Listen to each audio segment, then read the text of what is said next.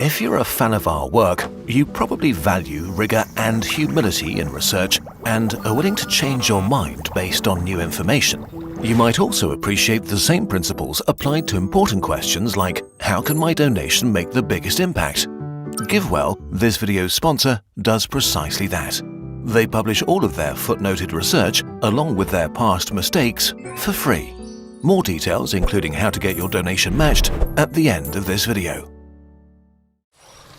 An allergy is like finding a spider in your bedroom and exploding a nuclear bomb. Sure, spiders are upsetting and now dead, but so are all of your neighbors and your dog. You can be allergic to an incredibly diverse and weird amount of stuff: pollen, dust, insect stings, animal hair, any kind of food, latex, and even your own sweat. One of the wildest things about allergies is how fast they are, breaking out suddenly and violently, and you can develop new allergies. One moment you're enjoying a shellfish you ate thousands of times before, and the next moment you wake up in an ambulance. A shrimp can kill you.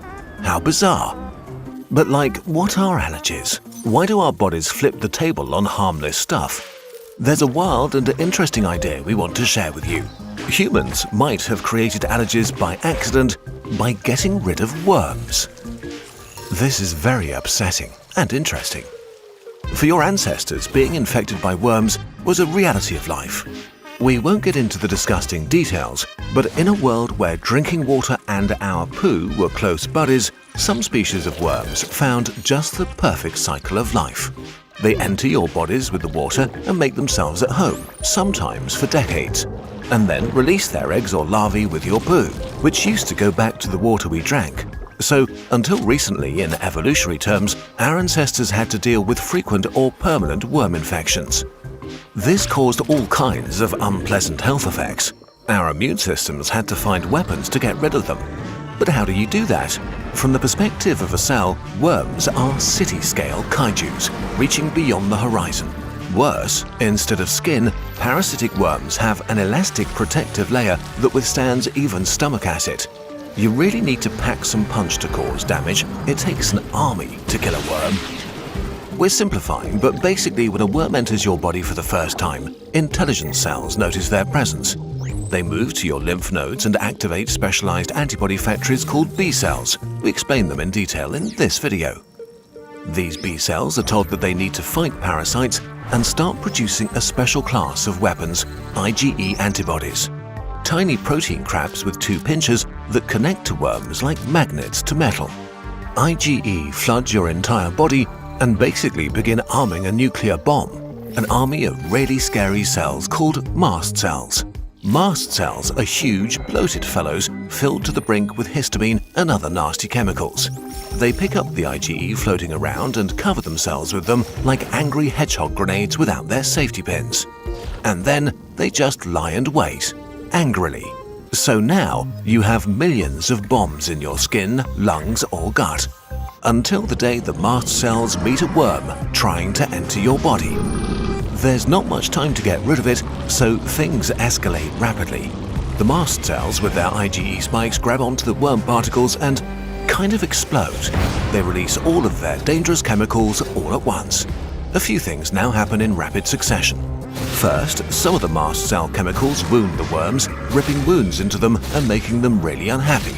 Then emergency chemicals like histamine cause massive and rapid inflammation, ordering your blood vessels to flood the battlefield with water to flush the worms out. They also order your cells that make mucus to go into overdrive and cover the worms in sticky slime. Other chemicals are like air raid sirens, screaming loudly throughout your body for anti-parasite soldiers, eosinophils. First thousands, then hundreds of thousands hear the alarm and leave your blood vessels to where the mast cells are causing inflammation. Not only do they make the inflammation worse, they carry extremely toxic chemicals that they vomit at the worm, ripping open its defensive layers and causing horrible injuries. Sometimes this will straight up kill the parasite. Lastly, the anti-worm coordination cell arrives, the basophil. It makes sure that the immune system doesn't slow down, but keeps attacking with violence. It keeps the inflammation going and alerts more and more attack cells to the site of battle. Zooming out, we see that the chemicals from your anti-parasite forces make your smooth muscles contract rapidly, pushing everything that's inside outside. In your intestines, combined with all the water, you notice this as diarrhea, as your body tries to expel the stressed parasite. In your respiratory tract, loads of mucus and water flood outside, trying to take the worm with them. If this happens under your skin, your tissue is red, hot and itchy, as your immune system is trying to commit murder.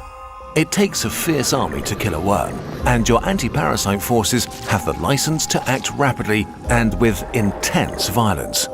Okay, this is nice and all, but what does all this have to do with killer shrimps?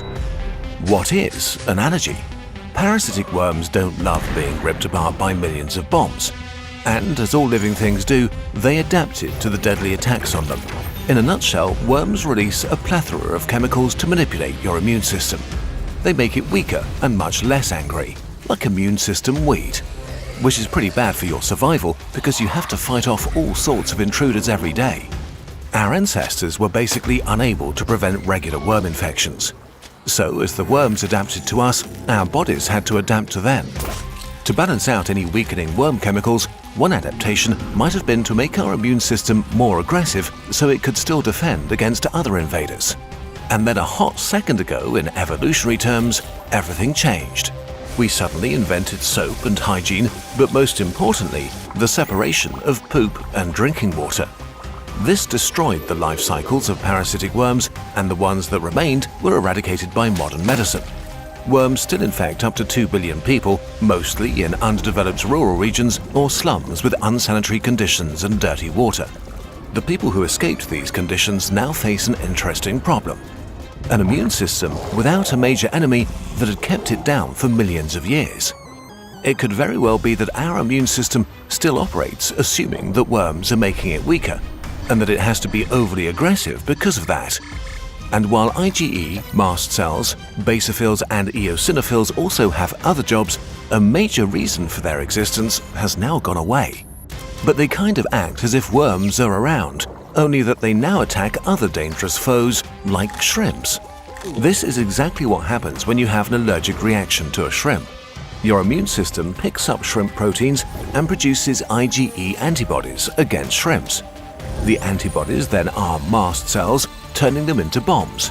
So you have millions of bombs in your skin, your lungs or your gut with a license to choose violence even when provoked a little bit. Until one day you eat another shrimp. Your anti-parasite forces flip on like a switch. Only there is no kaiju to attack. This is what you experience when you have an allergic reaction. Extremely powerful weapons now target your own body. Under your skin, your blood vessels suddenly turn leaky. Fluid streams into your tissue, your skin swells up and turns red, often in itchy hives. You immediately feel hot and unwell. In your digestive system, the mast cells can cause nausea, cramps and sharp pain as water floods into your intestines and triggers intense diarrhea and vomiting.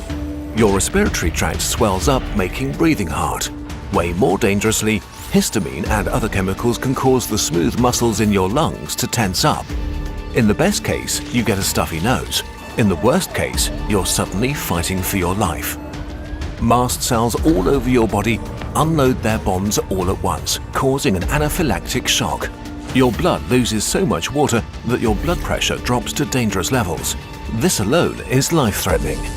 In combination with the things going on in your lungs, anaphylaxis is a life or death emergency, often with just a small time window to do anything about it. Allergic reactions truly are no joke. Even the deadliest diseases like Ebola need days to kill you, but your immune system can kill you within a few minutes. And this is why a shrimp can kill you, because on a fundamental level, an ingenious defense system, vital for our species' survival for millions of years, is fighting imaginary kaijus. Yet we still don't know why some people produce a lot of IgE antibodies against certain substances and others don't.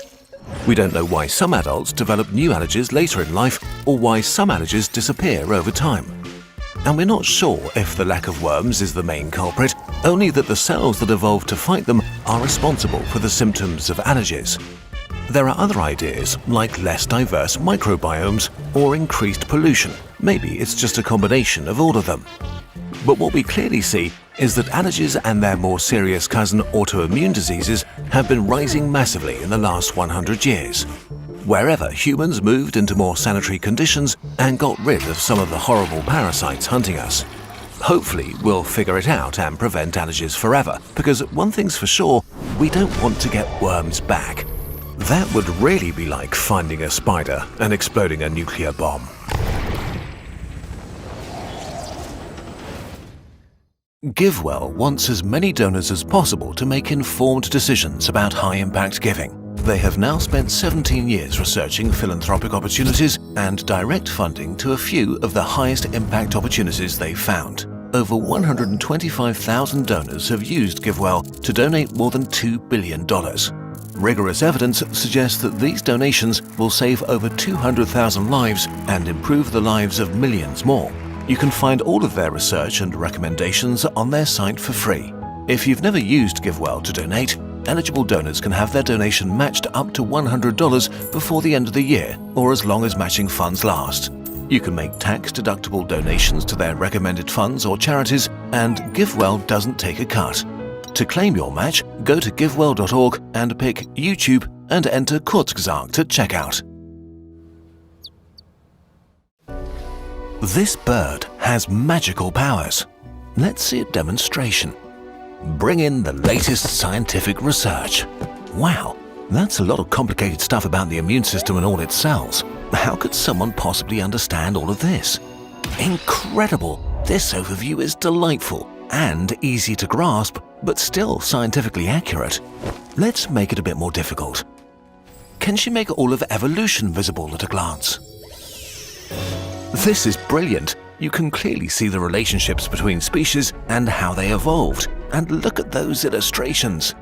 These posters are ready to be shared with the world. These very special pieces of Kurzgesagt are now available on our shop along with many other sciencey products, all researched with care and created with love by the burbs with magical powers. Every Kurzgesagt product you buy directly funds another moment we get to spend working on our videos. Thank you so much for being a part of our story and for making this channel possible.